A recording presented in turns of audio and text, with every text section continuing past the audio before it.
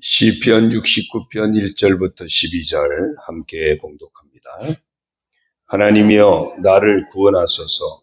물들이 내 영혼에까지 흘러 들어왔나이다. 나는 설 곳이 없는 깊은 수렁에 빠지며 깊은 물에 들어가니 큰 물이 내게 넘치나이다. 내가 부르짖음으로 피곤하여 나의 목이 마르며 나의 하나님을 바라서 나의 눈이 쇠하였나이다. 까닭없이 나를 미워하는 자가 나의 머리털보다 많고 부당하게 나의 원수가 되어 나를 끊으려 하는 자가 강하였으니 내가 빼앗지 아니한 것도 물어주게 되었나이다. 하나님이여 주는 나의 우매함을 아시오니 나의 죄가 주 앞에서 숨김이 없나이다. 주 만군의 여호와여 주를 바라는 자들이 나를 인하여 수치를 당하게 하지 마옵소서. 이스라엘의 하나님이여 주를 찾는 자가 나로 말미암아 욕을 당하게 하지 마옵소서.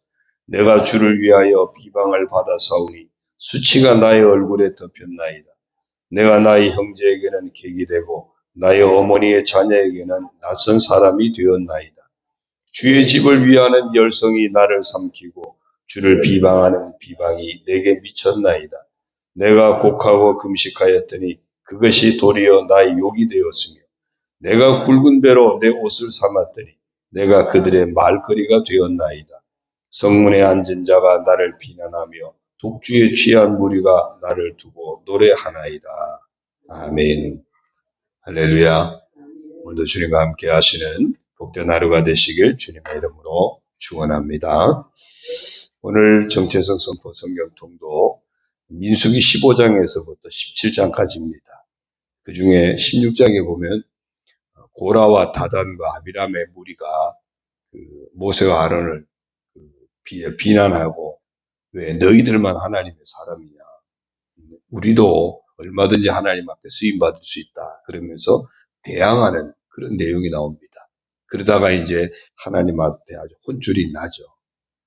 그러니까 고라와 다단과 아비람이 왜 너희들만이냐 그러면서 어떤 하나님의 어떤 섭리를 거스르는 그런 행동을 하다가 이제 곤욕을 치르는 그런 내용이 나옵니다. 그래서 그 말씀을 보면서 하나님 앞에서 내 모습은 어떤 모습일까? 나는 하나님의 은혜로 살아가고 있다고 하는 이 분수를 늘 지켜야 되는구나. 그 사실을 보게 됐습니다. 그래서 이렇게 한번 선포했으면 좋겠습니다. 한번 따라하겠습니다. 나는 하나님의 은혜로 살아가고 있다는 분수를 아는 사람이다. 우리가 늘 이걸 놓치면 안 되리라 생각합니다. 내가 오늘도 하나님 은혜로 살고 있지. 하나님 은혜로 살고 있지. 이 분수를 잃어버리면 그러면 우리가 하나님과의 관계가 깨어지는 이런 안타까운 길로 가게 됩니다. 저와 여러분 모두는 하나님 은혜로 살아가고 있는 분수를 아는 복된 사람입니다. 이제 말씀을 보면요. 오늘 시편 69편 그 배경을 정확하게 알 수는 없습니다. 그러나 8절에 보면요. 내가 나의 형제에게는 객이 되고 나의 어머니의 자녀에게는 낯선 사람이 되었나이다. 형제, 어머니의 자녀, 그러니까 어쩐 가정 안에서 일어났던 갈등의 모습을 좀 보게 되는데 그것을 통해서 보면은 어쩌면은 아들 압살롬이 반란을 일으켰을 때 또 나중에 그 열왕기상의 초반에 보면 다윗의 말년에 아도니아와 솔로몬이 서로 왕이 되려고 쟁탈전이 벌어지는 장면이 나옵니다. 먼저 이 아도니아가 배반을 하고 자기가 스스로 왕이 되려고 하는 그런 내용. 아마 이 모든 것들이 다윗에게는 큰 아픔이죠. 정말 비통해할 수밖에 없고 탄식할 수밖에 없는 그런 상황. 그런 어떤 비타신축의 하나인 것으로 이렇게 짐작을 할 수 있습니다. 그래서 다윗이 처한 상황이 얼마나 힘들고 아팠을까 하는 그런 상황을 우리가 보면서 이 말씀을 보게 됩니다. 오늘 그래서 1절부터 12절 속에서 다윗이 겪고 있는 아픔이 어떤 아픔이었는지 보고 그 아픔 가운데서 다윗이 어떤 태도를 취했는지도 함께 보려고 합니다. 1절, 2절을 보면 다윗이 처한 상황이 정말 절대적인 위기 상황, 절체절명의 위기 상황이었던 것을 짐작할 수 있습니다. 하나님이여 나를 구원하소서 물들이 내 영혼에까지 흘러들어왔나이다. 여러 가지 고난의 그 물들이 정말 나를 그 힘들게 들어오고 내 영혼에까지 들어왔다. 그러니까 내 영이 깊은 고통 속에 빠지게 된 거죠. 그렇죠. 믿었던 아들이, 사랑하는 아들이 배반을 해가지고 나를 이렇게 오히려 죽이려고 몰아오니까 그 마음이 어떻겠습니까? 그 마음이 어떻겠습니까?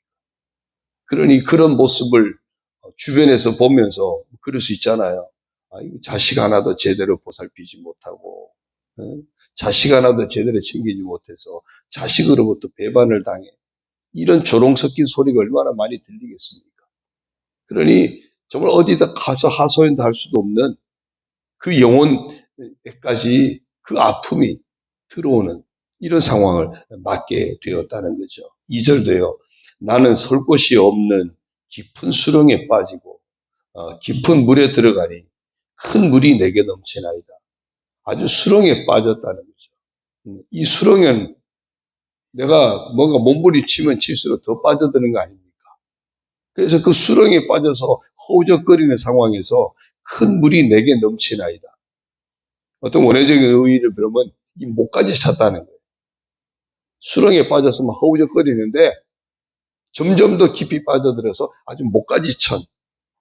조금 있으면 그대로 이제 들어가서 죽는 거죠. 다윗이 처한 상황이 그만큼 절체절명의 어떤 위기 상황을 맞게 되었습니다. 4절을 보면요. 까닭없이 나를 미워하는 자가 나의 머리털보다 많고 부당하게 나의 원수가 되어 나를 끊으려 하는 자가 강하였으니 내가 빼앗지 아니한 것도 물어주게 되었나이다. 까닭없이 나를 미워하는 자가 나의 머리털보다 많대요. 또 부당하게 나의 원수가 돼서 나를 끊으려 하는 자도 많대요. 심지어는 8절에서 나의 형제에게는 객이 되고 나의 어머니의 자녀에게는 낯선 사람이 되었나이다.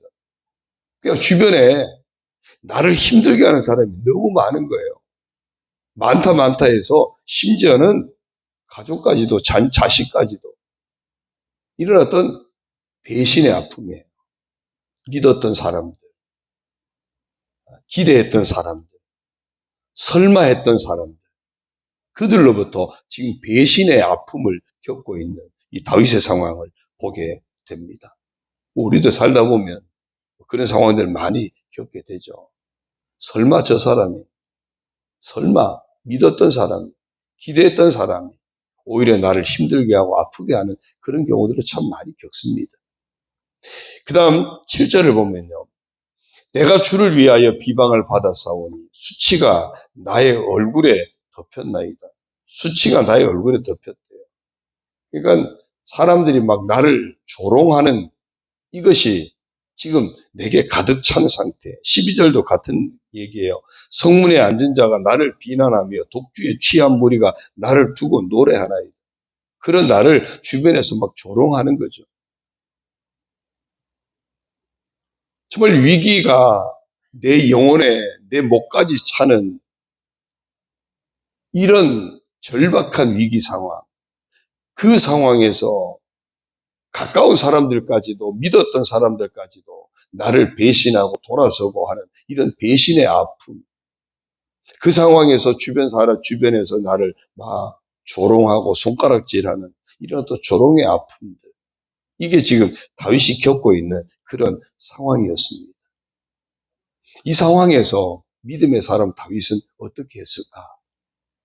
오늘 그것이 우리 삶 가운데도 우리도 이런 위기를 만나기도 하고 때로는 배신의 아픔을 겪기도 하고 때로는 조롱의 아픔을 겪기도 하는데 그럴 때 믿음의 사람 나는 어떻게 해야 될까? 오늘 다윗의 모습을 보면서 한번 찾아보려고 합니다. 3절을 봅니다. 내가 부르짖음으로 피곤하여 나의 목이 마르며 나의 하나님을 바라서 나의 눈이 쇠하였나이다.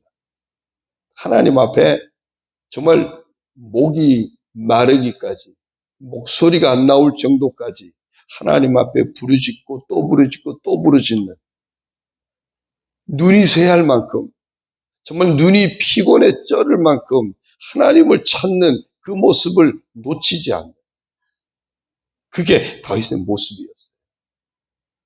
이런 위기 상황에서도 다윗이 놓치지 않았던 것은 하나님을 향한 그 부르짖음, 하나님을 향한 그 믿음의 시선, 하나님을 향한 그 마음을 포기하지 않았다는 겁니다.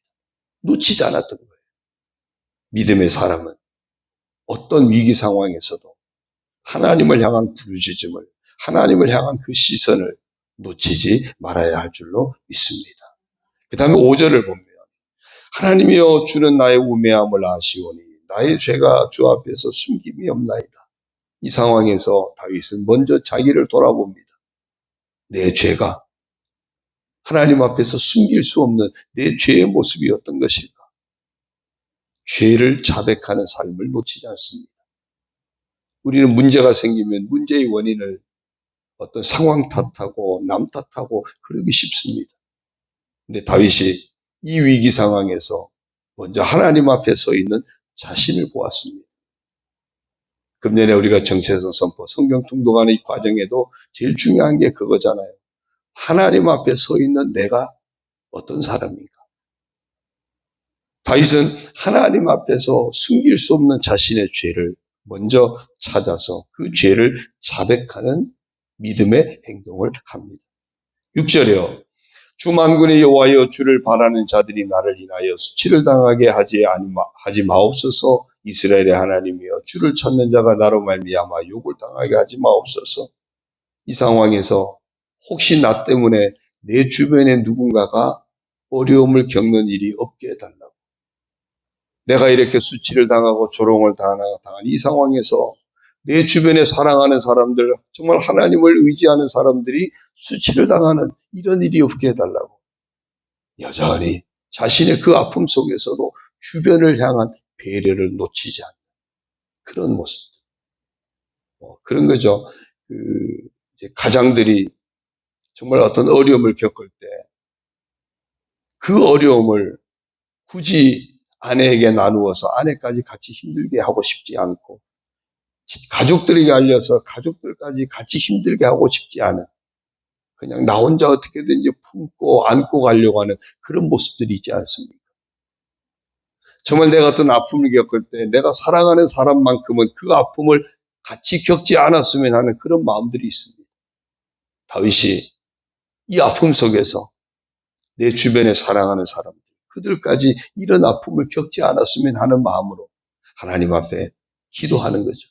하나님, 이 아픔을 그들은 겪지 않게 해주십시오. 정말 타인을 향한 어떤 배려의 마음, 이 또한 믿음의 사람이 놓치지 않아야 될 모습입니다. 9절부터 11절을 보면요. 주의 집을 위하는 열성이 나를 삼키고 주를 비방하는 비방이 내게 미쳤나이다. 주의 집을 위하는 열성이라고 하는 것은 이 상황에서 다윗은 여전히 하나님을 예배하고 여전히 하나님의 집을 돌보려고 하고 이런 어떤 주님을 향한 열심을 놓치지 않았다는 거예요. 그런데 그것 때문에 오히려 지금 박해를 받는 겁니다. 그것 때문에. 아니, 당신은 그런 상황에서 지금 그 일을 하고 싶어? 아니, 지금 쫓겨다니고 자식들이 배반하고 조롱당하고 그 상황에서 무슨 예배야? 무슨 금식이야? 무슨 기도야? 10절에 보세요. 내가 곡하고 금식하였더니 그것이 도리어 나의 욕이 되었대요. 내가 굵은 배로 내 옷을 삼았더니 회개하는 거거든요. 그랬더니 내가 그들의 말거리가 되었대요. 아니, 당신 지금 그 상황에서 무슨 예배고 무슨 기도고, 아니, 지금 그러고 싶어? 조롱을 하고 있어요. 그런데 다윗은 그럼에도 내가 하나님 앞에 서야 한다는 사실을 놓치지 않았고요. 그럼에도 예배자의 삶을 놓치지 않아야 된다고 하는 그 믿음이 살아있었고요. 늘 회개하고 기도하고 온전히 하나님 의지하고 하나님의 은혜로 살아가고 있다고 하는 그야말로 자신의 분수를 놓치지 않는 그런 사람이 바로 다윗이었습니다. 분명합니다. 예수님이 그러시죠. 의를 위해 박해를 받는 자는 복이 있나니 천국이 그들의 것입니다. 팔복에서 말씀했죠. 나를 인하여 너희를 욕하고 박해하고 거짓으로 너희를 거슬러 악한 말을 할 때 그때 너희에게 복이 있다. 기뻐하고 즐거워하라. 하늘에서 너희의 상이 큼이라 그랬어.